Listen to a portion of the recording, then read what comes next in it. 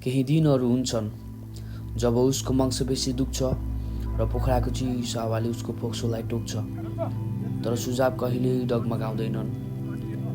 पसिनाको प्रत्येक थोपा लगानी हो। जब ऊ माछापुच्छ्रे हिमालतिर हेर्छन्, ऊ अवरोधहरू देख्दैनन्।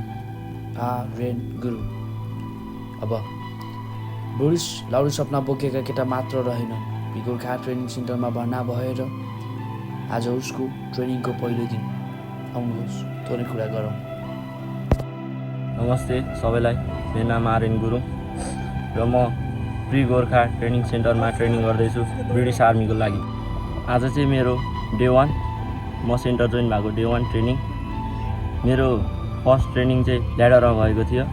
ल्याडरमा गर्दैछु र ट्रेनिङ निकै राम्रो चलिरहेको छ। गाह्रो पनि भइरहेको छ सुरु भएर होला, र आगामी दिनमा मेरो राम्रो बन्ने छ भन्ने मलाई ठुलो आशा लाग्दैछ।